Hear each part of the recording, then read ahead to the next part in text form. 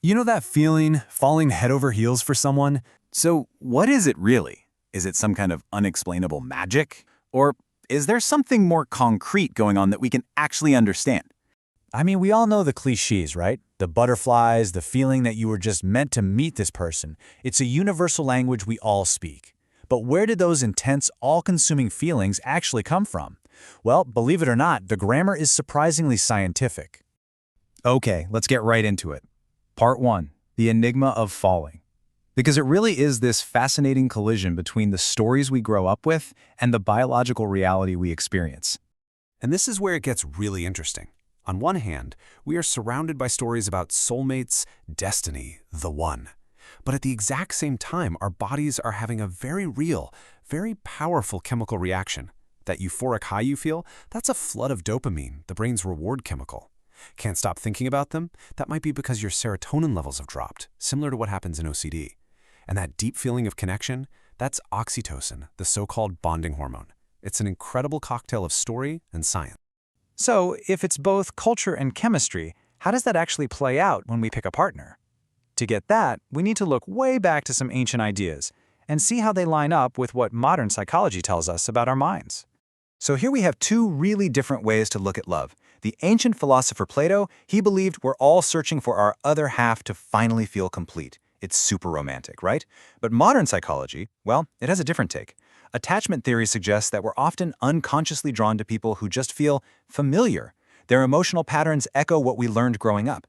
It's like our brain is trying to solve an old puzzle, which is why a complete stranger can sometimes feel like you've known them forever. And this leads us to a massive piece of the puzzle, something called projection. Have you ever been so infatuated with someone that you put them on a pedestal, like they can do no wrong? That's projection.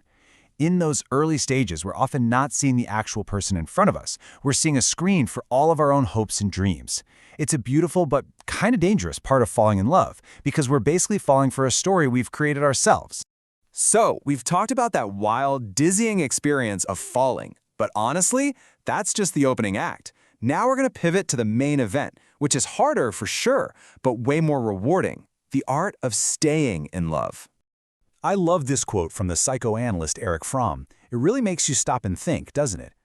We tend to view love as this passive thing that just happens to us, but Fromm argues that it's a skill, something you have to learn and practice on purpose. So what if we thought of love not as a feeling we find, but as an art form we create? Think of it this way. Falling in love is like discovering a rare, beautiful wildflower in a field. It's a moment of pure, spontaneous magic. But sustaining love, that's like learning to be a gardener. You have to understand the soil, you have to water it and make sure it gets sunlight, and you have to protect it through all the seasons. It requires conscious, dedicated effort.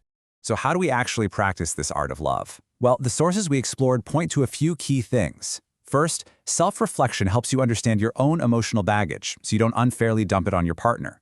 Second, mindfulness. Just creating that tiny pause before you react can change everything. Third, you've got to have a full life outside the relationship. That takes the impossible pressure off your partner to be your everything. And finally, setting boundaries. It's not about pushing someone away. It's about creating mutual respect. It's not about being perfect. It's just about being intentional. Okay, this brings us to our final and maybe most important idea: reframing this entire experience. It's about stopping the search for love as a destination you arrive at and starting to see it as a lifelong journey of practice and growth. That initial fall is like the first chapter of a book. It's exciting, it hooks you in, but the real story, the one with all the depth and meaning, that unfolds in all the chapters that come after. It's in the messy, beautiful, and sometimes difficult process of building a life together. That's where you find the stuff that truly lasts. And the foundation for that entire story? Self-love. And look, this is not about being selfish, it's about self-respect. Just think about it, you can't pour from an empty cup. If you're always looking for validation from someone else to feel whole, you're not really loving them, you're using them to fill a void. But when you build your own self-respect, you can show up to a relationship from a place of strength and generosity, ready to share your life, not just demand someone else complete. So ultimately, we might be obsessing over the wrong question. We spend so much time searching for who we should love, for that perfect person. But maybe the more life-changing question is this: how do we become people who are capable of loving well? The real adventure isn't in finding someone. The adventure is in learning how to love and be loved, in a way that helps both people grow. And that is a journey that's always worth taking.